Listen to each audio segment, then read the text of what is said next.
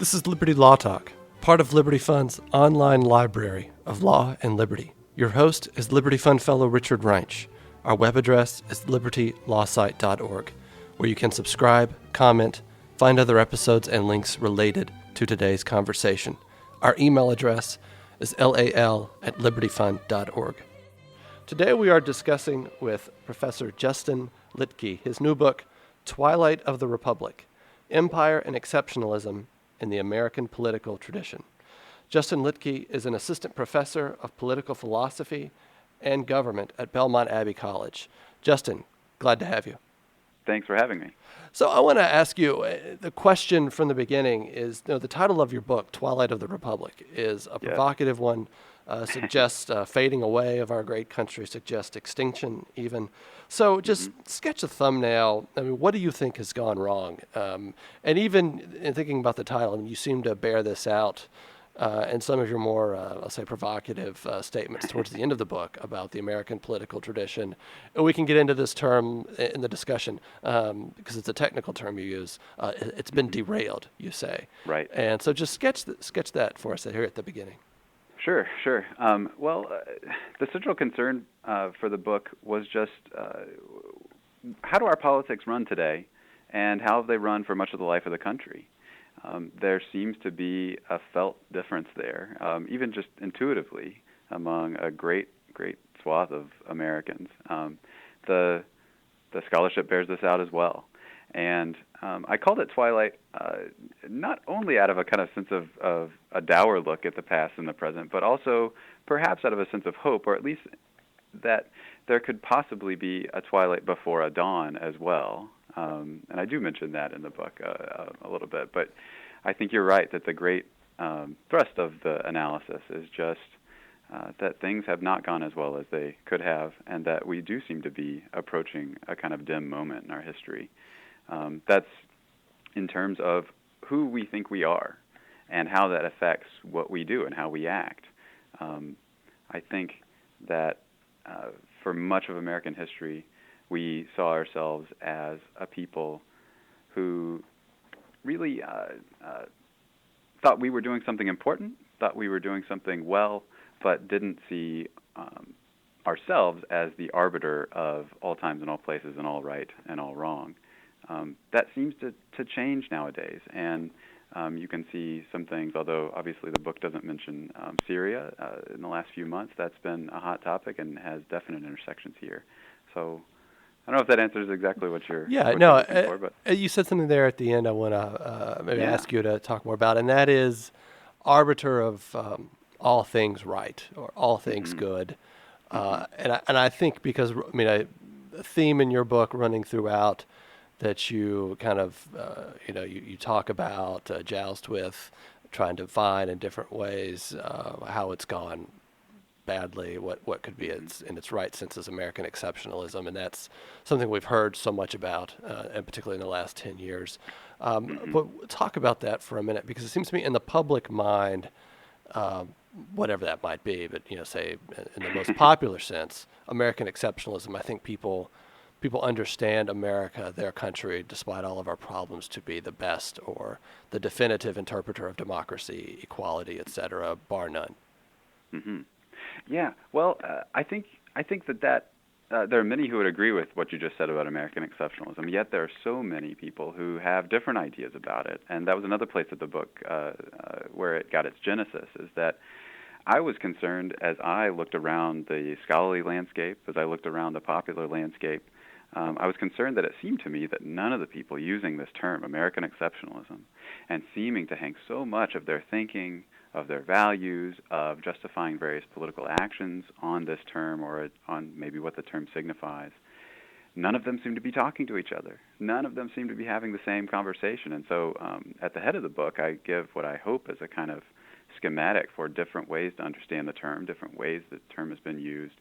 But then for much of the rest of the analysis, much of the rest of the book, talk about one particular variety that I call imperial American exceptionalism, this looking at ourselves as somehow able to govern the lives of others, which I argue in the book, is a new development in American history. That's about 100 years old. Unique in your book is, I think, the way you go at thinking about American exceptionalism. You start, I think, in a different place historically, politically, and you have, or I should say, you introduce a methodology, one that you're building on, that Wilmore Kendall and George Carey introduced with their book Basic Symbols of the American Political Tradition. And so, I mean, the uniqueness of this, you start with the Mayflower Compact, the Fundamental Orders of Connecticut, 1639, the Massachusetts Body of Liberties, 1641. And you begin here with an analysis of the symbols, you say, of the American, or you're quoting them, of the American political tradition, and how we have, how publicly understood ourselves, beginning with those three major colonial documents, building up to, and then you have a really nice chapter on the Articles of Confederation, or the Declaration of Independence, the Articles, the Federalist Papers, and the Constitution has documents that differentiate but yet continue that line of political thinking stretching back to the 17th century. So I'm interested. I just want to ask you a question of someone reading that and thinking, so what? Differentiation. So it's not a derailment, and maybe we should talk about that. It's continuing a line of political thinking with some significant differences. But I think a lot of people, and in particular, I can think of a lot important political theorists, conservative political theorists, writing now who would say, what do those colonial constitutions have to do with the American Constitution and its central ideas? Sure. Well, and I don't know if you want me exactly to dissertate on the colonial period too much, but it is important. It's important for looking at it as a precursor to what everyone kind of accepts as the founding period, as a kind of authoritative articulation of what it is to be an American politically. These are the documents. This is the self-understanding that the founders took for granted. And so, in order to really understand the founders as not just fully formed, springing from the mind of Zeus or the forehead of Zeus, that they actually came from somewhere, that they had a political tradition. They were in the flow of a line of continuity, stretching at least back to the Mayflower Compact. And this is something, this kind of sensitivity to what came before and maybe what came first, is something that Kendall and Carey kind of gave to American political thought in Basic Symbols. They saw themselves as really borrowing some of the conceptual tools of Eric Voegelin and doing what they considered and what Voegelin argued was first-order political analysis rather than second-order political analysis. And much of the comparison and contrasting with different political philosophers, looking at political philosophy and comparing it with kind of current events or political events, they would consider that a kind of late development in the life of a people. That politics just is when people come together, say who they are and what they're doing. But that's not a philosophical move. You're saying first order political analysis would begin with the original political articulation of a people. That's right. Okay. Yeah, and that philosophy works on the stuff of symbols, as they put it. Okay. Yeah, I wanted to ask you. Yeah. Okay. Yeah, that symbols are first, right? That symbols, political action is first, and I don't think that there's a value judgment there in the sense of, wow, Voegelinian political theory or Voegelinian political thought, this mode of political analysis is better. It's just that the claim is this is actually political analysis, and political philosophy is an analysis of symbols.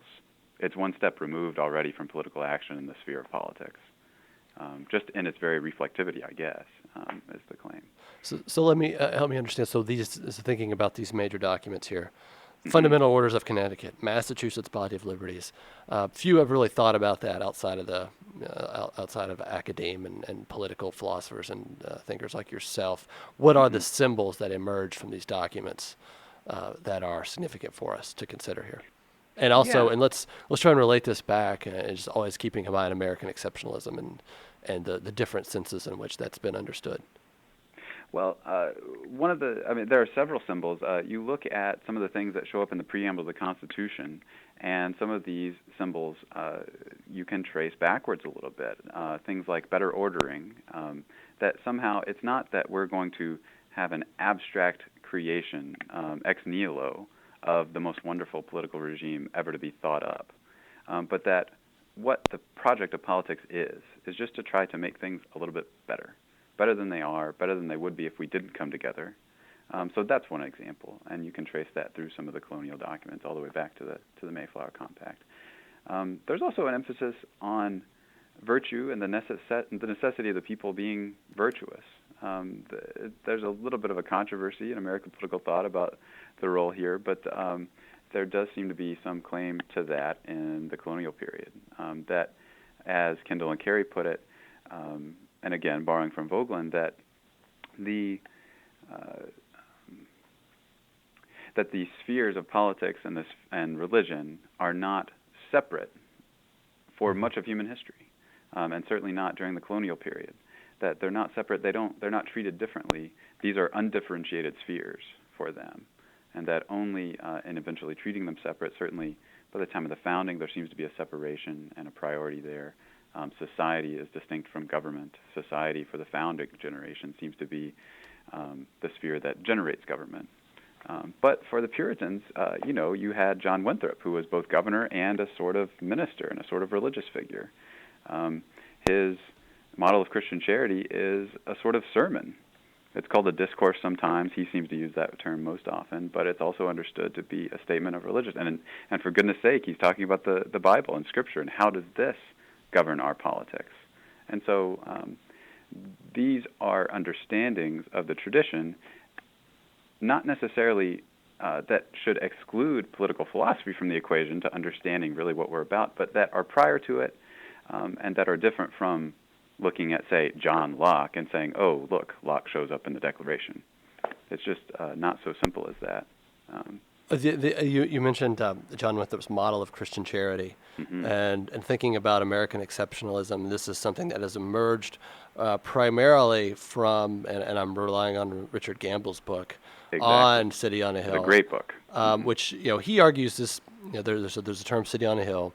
We know that's a gospel term. Right. And although not everybody knows that. Not everybody knows that. That's its origin, and it really disappears from political discourse. He argues, makes some appearances in the 19th century, I think, but nothing that was like publicly noted. But it returns in force with John F. Kennedy and his speechwriter, who are using that term, and then of course Reagan actually makes it a huge part of his rhetorical appeal, in a certain sense. And so, but the model of Christian charity, and so we're thinking about American exceptionalism. If anything, if there's any way you could tie it to American exceptionalism, it would be as an exemplary statement, and that would be. But this, of course, is to strip out the immense theological content or the political theology of it as well. But how do you, because you have a statement in your book where you say progressive foreign policy, imperial foreign policy could be tied in some sense back to Winthrop. And that struck me as odd. What did you mean there? Yeah, I think it could be tied back to Winthrop, but maybe in adverbs in order here. Not justifiably. Not justifiably, okay. Yeah, I don't think it's that Winthrop foresaw this or planned this or wished this to happen. It's just that looking backwards, once half of the Puritan equation becomes eliminated, which it does over the course of American history, then this tendency to just kind of go and meddle in other people's business is not maybe natural, maybe not inevitable, but at least possible. One of the things about Winthrop that he's fairly clear on when he talks about who are we, what are we going to do, and the we here is not America, of course. This is the Massachusetts Bay Colony. But he says, who are we, what are we going to be about? He's articulating in the idiom really of the Old Testament, a kind of covenantal understanding of politics and religion. And anyone who knows their Old Testament a little bit will know that these covenants are often attended by both blessings and curses. If you fulfill the covenant, then you will get special blessings from God. If you do not, if you go against it, then these special curses. It will be worse if you go against the covenant than if you had ever just not taken part in it. This two-pronged approach, half of it gets eliminated over time. And without kind of arguing where that happens or why that happens, just noting that it happens is enough to note that this gives, especially by the time of the Progressive Era, the turn of the 20th century, the Spanish-American War, this gives to people thinking about politics a kind of license. The leash is off, and breaking the leash or having the leash taken off, we go to the Philippines, we go to Hawaii, we go to Cuba, and that wasn't something that would always have been considered American. It's fairly clear, but certainly by the turn of the 20th century it is. So we have a heavily religious sermon in John Winthrop's Model of Christian Charity, which you've just spoken about, and then we could, is it even dialectical, or is it just a secularized perfectionist attempt of some sort of religious-like motivation now being applied to American purpose in the world? And I mean, I think that's maybe what you're getting at there. That's what I thought. Maybe a connection between the progressives and Winthrop. I want to build on your political chronology in the book and try and understand these terms, derailment and differentiation, because it matters a great deal when you get to your chapter on Abraham Lincoln, which I wanted to discuss at some length with you, because some ways I agreed with you and some ways I disagreed with you, and I wanted to try and push. So we got the Declaration of Independence. Now you have an interesting interpretation of that that you're building on there. You're building on a lot of other people's work there as well, with the idea of the separate sovereignties of the colonies, declaring independence, and that's the light. And so the famous second paragraph, we always must interpret that in the light of this being about the colonies. The colonies being the principals and declaring their independence. Let me ask you, though, is there not, even with the Stamp Act Congress, say with 1774, and the calling of the Continental Congress, isn't there also an acknowledgement, though, that the colonies, while separate, are also insufficient for their purposes? And there's actually already the need for union developing. And also, so we'll just ask that and let you respond. Yeah, is there a need for union? There had to be, right? I mean, that's some of what's going on for sure. And even as Publius will later say, right, in the first few Federalist numbers, that we are one people, we speak one language, we went through war together, et cetera, et cetera. There's a sense of unity, sure, but the sense is all important. In what sense are they one? And only in a very limited sense. I think it's fairly clear. And if it weren't clear in the Declaration, right, there's that heading on the Declaration, the unanimous declaration of the 13 states, blah, blah, blah, blah, blah. That's a heading that obviously, that many people might not know, was not added until each state legislature had passed this through their own process. So the Second Continental Congress wasn't taken to be even a legitimate mouthpiece for the people of the colonies as a whole. There wasn't a whole yet. That you could say that was established under the Articles of Confederation, but of course then you've got to deal with Articles 2 and 3 there, which make it fairly clear that for most, if not all intents and purposes, the colonies are going to be sovereign. This is going to be a firm league of friendship, they say there, but more than that, it's not going to be. And I think by looking a little bit past the Declaration and what they're doing, what the people of the colonies are doing, you can see that maybe it's not even the people of the colonies, maybe I'm not speaking precisely enough, but the colonies themselves acting in a political capacity. So you have, and I guess and help us understand the work that you're doing in your book with this discussion, because you have the Declaration of Independence, the Articles of Confederation, the Federalist Papers, and the Constitution, all showing an emerging line of political practice and thought in America. And the point there, I took it, is how limited they understood politics and government power, and how inwardly focused it was. Right. And so we could juxtapose that, I think, with, say, the Dangerous Nation thesis. That received a lot of attention in, I guess, the last decade during the Iraq War and the Afghanistan and the higher George W. Bush foreign policy. So I just want to think about that for a minute, because so we have this thesis on the table, and yet, but it was also an incredibly weak nation, we should say. Also, we have, though, I think, a growing awareness well, not, I mean, this is not, I think, I mean, this is obvious, right? The Articles of Confederation don't work. So is it what we have is, Almost immediately they don't work. That's right. so we have a premature political entity, the Articles of Confederation, if you can call it an entity. And then immediately, so we have to come out of that or just go our separate ways. And so inherently, what does that mean for the idea of union? Is our destiny to grow closer and closer together, or not? I don't know.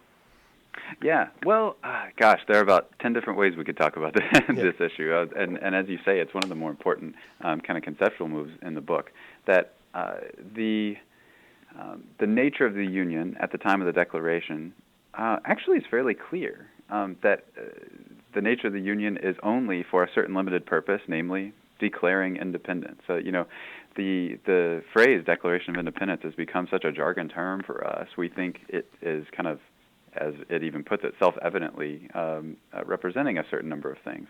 Well, it wasn't so self-evident to them at the time, and we see that even again in the Articles of Confederation, what comes out of this. But I'm partial to Publius's view, which is that later on there comes the time when they can reflect and actually choose how they're going to be governed.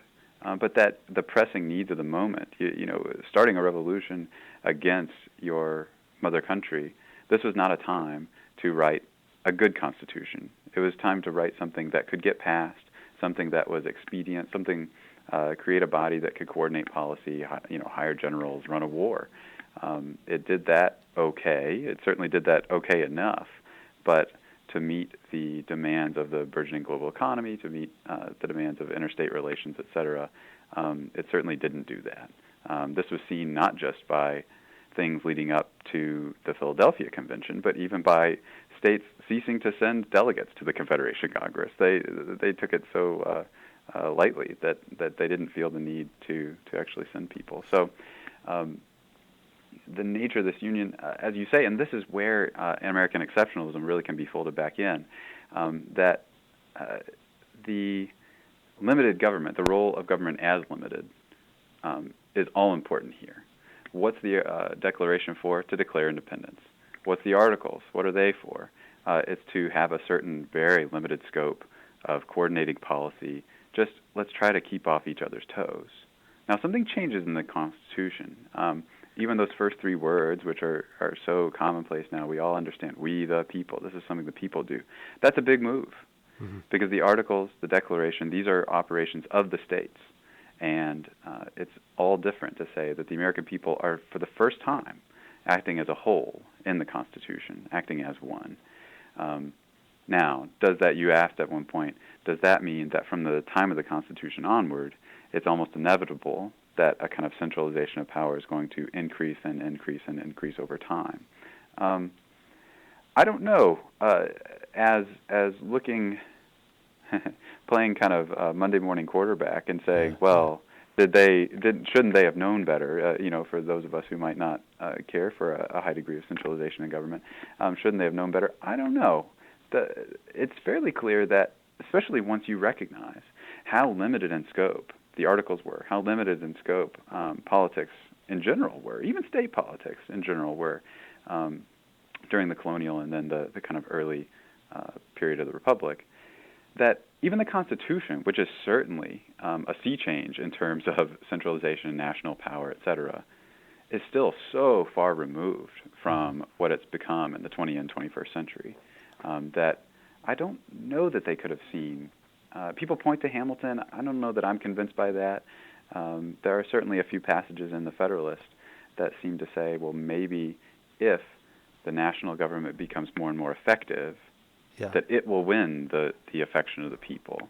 And so maybe you could say there's some evidence that even Publius saw this a little bit, but we might deny the premise and say it's not necessarily that it's won the affection of the people because it's more effective, but maybe for other reasons.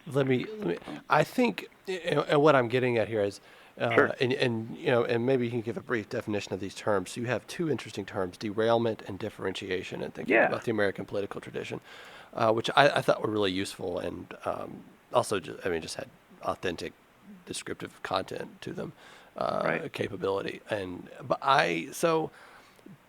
why differentiation and derailment. Right. And so in thinking about American exceptionalism, it's a problem if you argue it's a problem if the underlying political tradition has been lost, and that assumes we can reasonably define it, Right. and there's a consensus around what that is.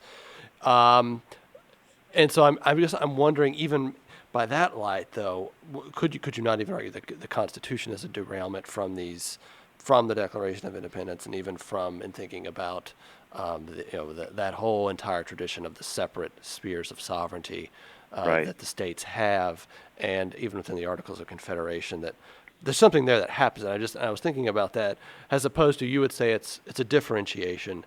Right. And so, and I guess I also, and this kind of really gets us now, I think, really into Lincoln, Right. and which you argue that he's a derailment of the tradition, and so, and he would be a derailment. And I don't want to get your argument wrong, because of Sure. the focus on an ideology, the focus on something mystical, something that there's an essence behind the American Constitution, and it takes us away from the concrete practices of self-government, compromise, and not really putting kind of almost a millenarian approach to politics, as we saw with the abolitionists, as we see coming after Reconstruction with the rise of progressives and all the things they do to politics. So I guess those are kind of the thoughts going to mind, is, so how do we know what a derailment is versus a differentiation? And then so we can actually think about, well, why is American exceptionalism, which I think, why is it so problematic now? And you have a convincing argument there, I think, that it's because we really don't know what our tradition is. So we're all kind of I've got a piece, and this is the Right. truth. So that's what I'm thinking about. Yeah. Well, I mean, you asked the important question for any kind of, even if it's not strictly speaking Vogelinian, if it's a Vogelinian style of analysis, you got to get straight on how do we tell the difference between a differentiation and a derailment. So here's a little shorthand, at least how I think about it, that these are both species of change, of political change. These are both words, terms, ideas, concepts that describe change in the history of a people. How we determine whether something's a differentiation or derailment is an historical judgment. It's an historical judgment. And so what we're looking for in terms of, is it a differentiation or is it a derailment, are lines of continuity or lines of a radical change. I mean, what causes a train to derail but a rapid move in a different trajectory, right, or in a different direction? This is part of what Kendall and Carey argued, and certainly I argue that as well, that the thing that separates Lincoln really from what went before, and you raise an interesting question, maybe you should talk about that too, about whether the Constitution should be considered a derailment, because it seems to be going in a different direction. I guess by my lights, it's absolutely not, and because you can group things in the American tradition, in American history, roughly along lines, these terms have been used before, they're not mine, but a teleocratic or a nomocratic direction, right? Are we going to say that it's a rule of law, or are we going to say that or a teleological, right? That we're moving in a certain direction, right? That politics has a purpose out there to achieve some kind of abstract goal. That seems to be more of what Lincoln is articulating.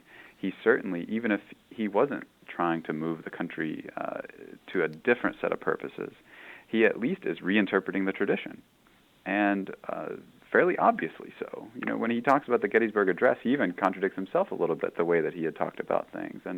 And you have to understand, Lincoln is not necessarily the bad guy. I don't think that he's in the back room rubbing his hands thinking, how can I change everything? I think he was existing in the midst of political circumstances that he thought called for certain things. He saw in the American political tradition certain resources that he could use to his advantage, and did so. And the question is not, do we like Lincoln or not, and then the analysis turns on that, but what does Lincoln represent in the flow of the rest of the tradition? And I do think he represents a change. Yeah. And I think, it is interesting because, so is he a derailment or a figure merely differentiating? And so, I think so we do have natural rights arguments in the founding. We have a lot of natural rights arguments in the founding. It seems he's almost a Socratic thinker. and the sense of he is trying to drill down to the essence of, well, so what is finally true about popular sovereignty? Right. What is finally true about self-government, about actually giving reasons for securing political consent? And I continue to see him trying to think, so what, in the final analysis, why do we care about all this Republican self-government stuff? And it has to be not because of American exceptionalism, but maybe it's because of human exceptionalism. And who we are. But I think so.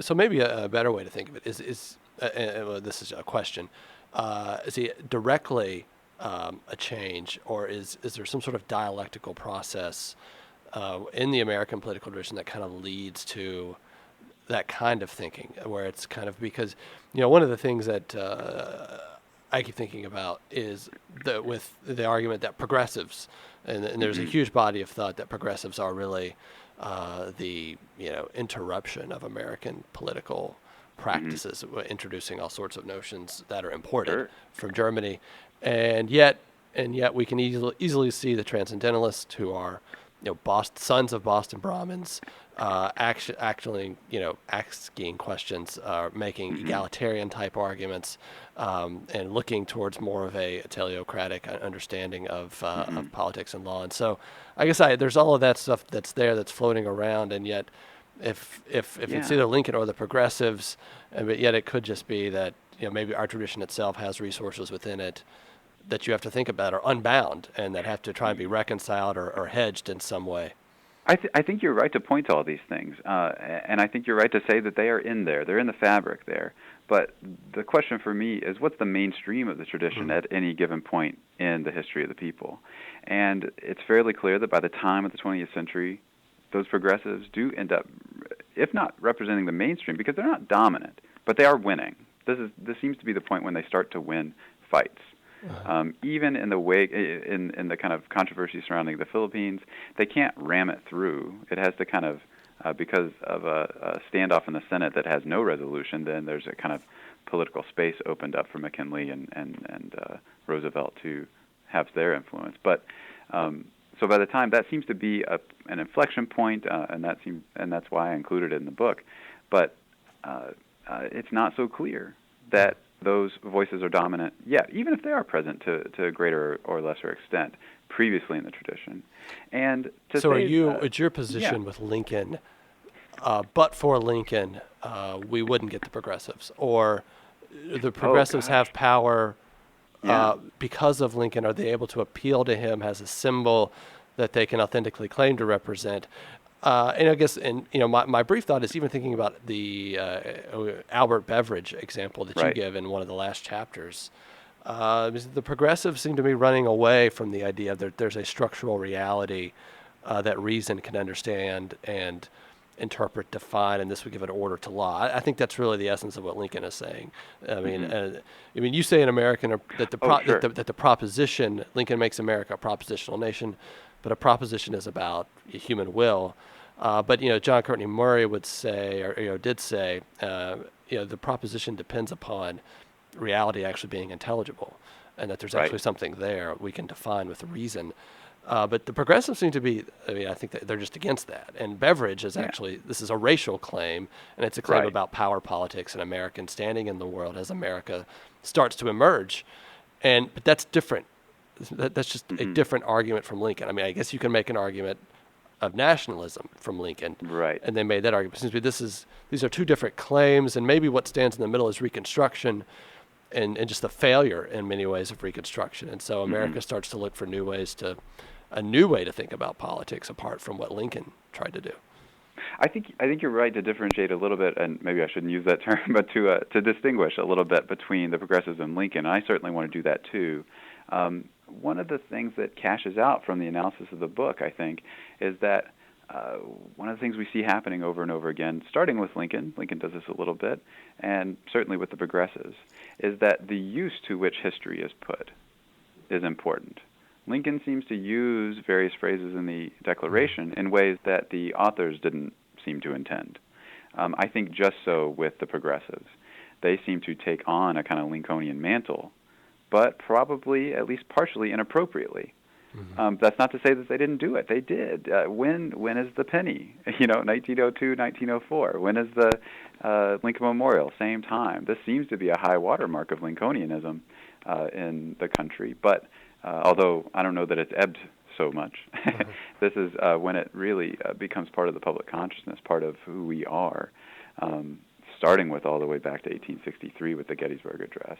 This is a reassessment of who we are and a redefinition, which is to say that there is an original definition that differed from it a little bit.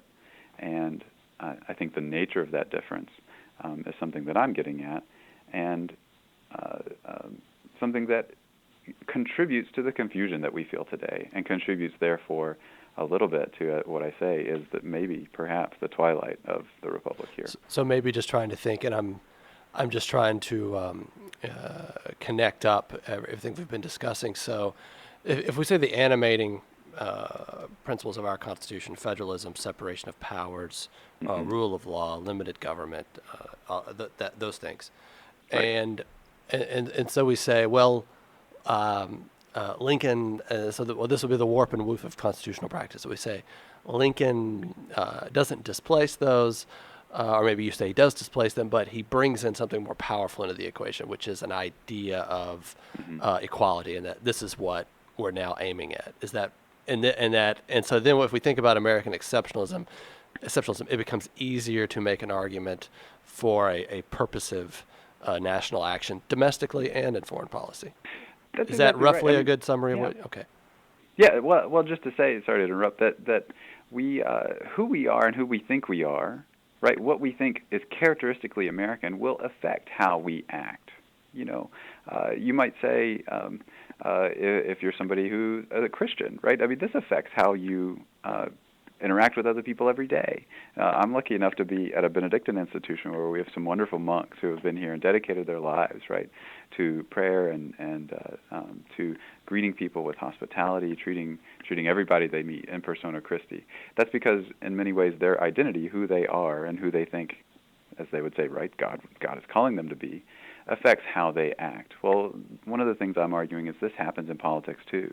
Who we are, what our self-conception is, affects how we act, not only internally, although that's certainly the case, but it even may be a clearer example with externally. How do we treat other countries? What do we do with that?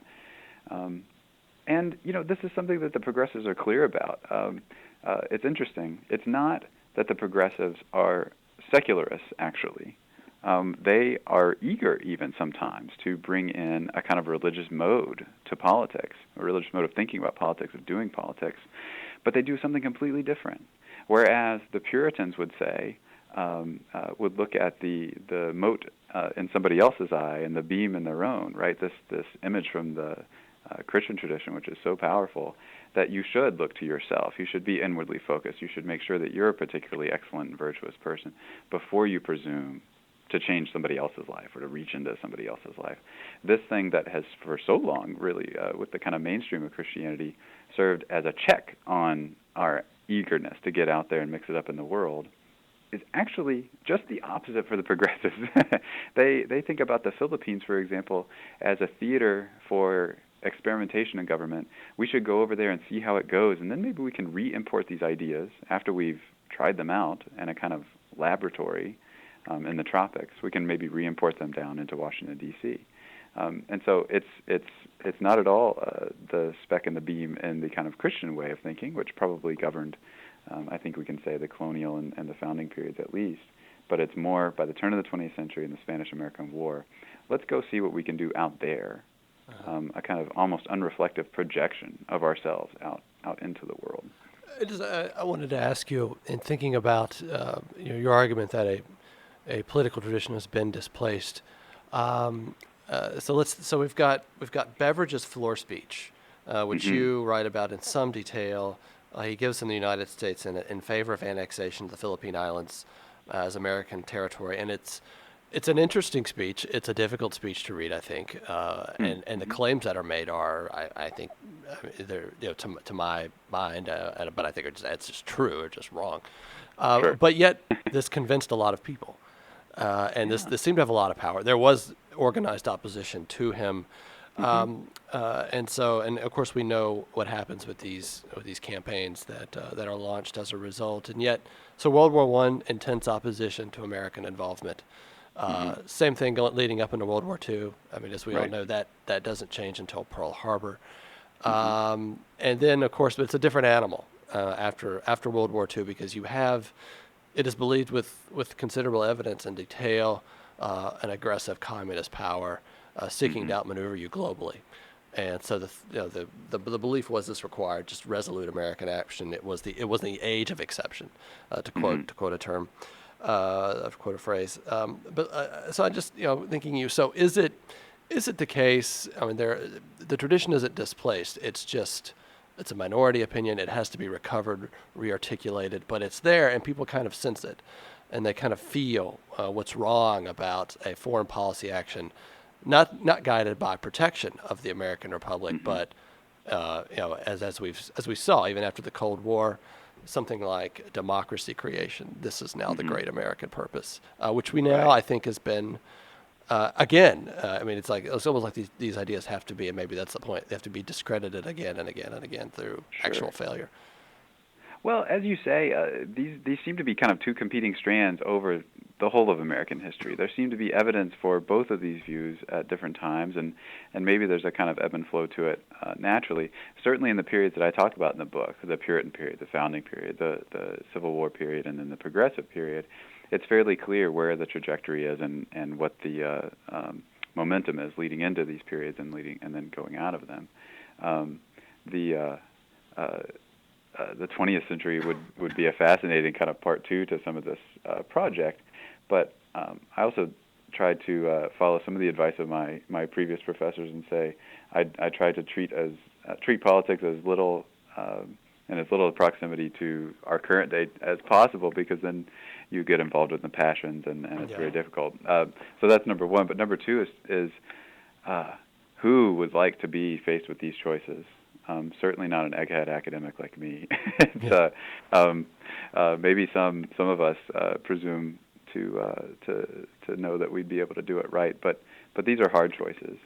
And rather than saying, "Gosh, Litke could have done it much better," the point is really that there seem to be portions of who we are as a people linked to how we act in any particular situation, and there seems to be a change in trajectory in the course of our history. There seems to be a change, and whether that's a salutary change or not, or maybe we could say whether that's a necessary change or not, is really not the question, but or at least not my question. Okay. It's certainly a good question, but mine was really to look at see when did the change happen, what's the nature of change, what were the antecedents to that change, and what are the ramifications of that change is really not a scholarly question as much as a question for each citizen, I take it. That this is something that we have to answer. How are we going to be governed? How are we going to live together? It has everything to do with who we are as a people. And so what I hoped to spark with the book is maybe a renewed conversation on who are we, why are we here, what are we doing, and what do those have to do with one another.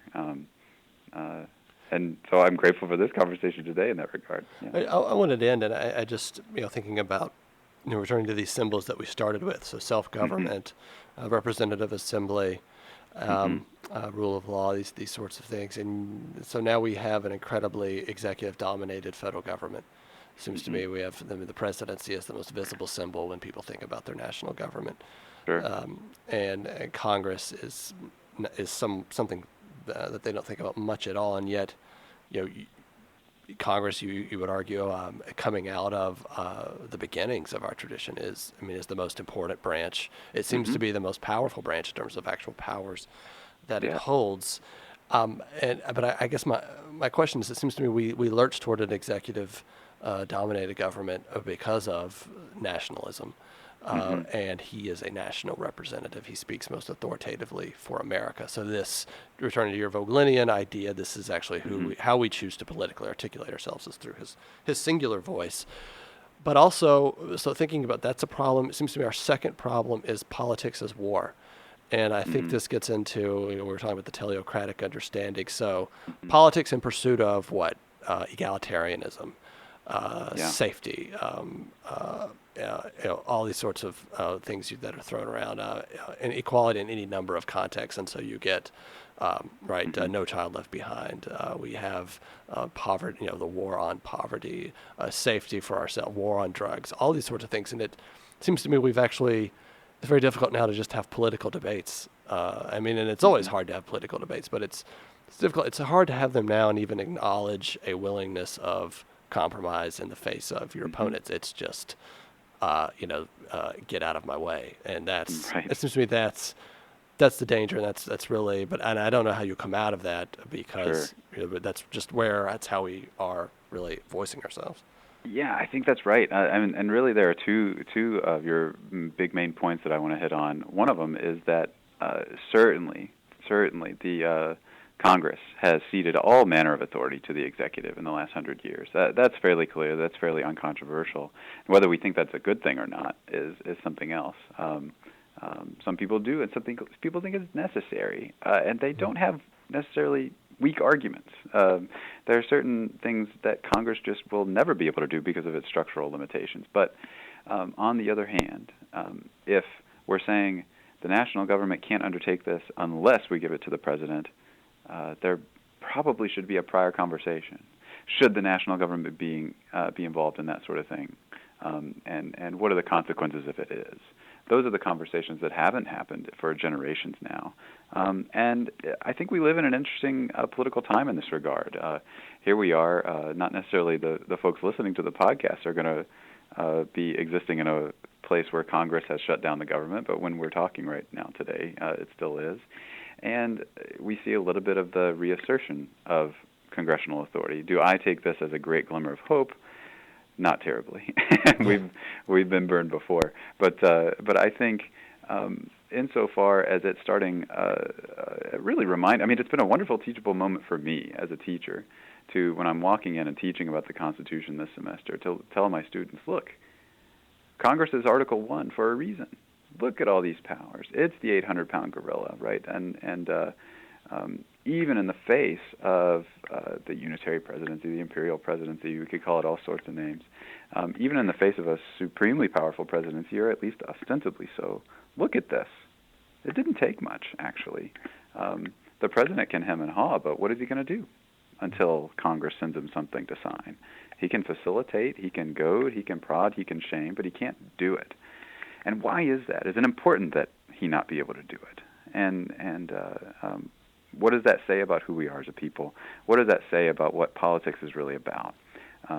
You can find implicit, sometimes hiding, in the ways that politics shows up even today, some of the artifacts of what happened in the framing, and even all the way back into the early 1600s in the colonial period. You can find these little things, and you can say, there are little bits preserved from our history. Those do still have a kind of bindingness on us, on our actions, how we act, what we think. And do we want to try to reconcile these contradictions, or do we just want to forget it? So much today is just caught up in the flow of everyday politics, and it's easy for individual citizens to get overwhelmed. And I guess this is the second point that I wanted to bring up. There is this relationship between Congress and the presidency that has changed, that's interesting and important. But probably more important is, how do the citizens view their role in this whole process? And in this regard, there's a little bit maybe of room for hope and a great deal of contingency. The only way that substantial change is going to happen from the way that the momentum of the last century plus has gone, the only way it happens is if individual citizens get involved, talk about it, understand it in a certain way, take seriously these symbols that I talk about in the book, and start to act on that basis, start to vote on that basis, start to persuade their peers and their fellow citizens on that basis, and then filters into the representative assemblies, filters in, hopefully, maybe into the Oval Office to varying degrees, which is, as you say, so important. But that is a process, as I say, that's fraught with contingency. Is there any great white hope? I don't think so, or any other color. There's no necessary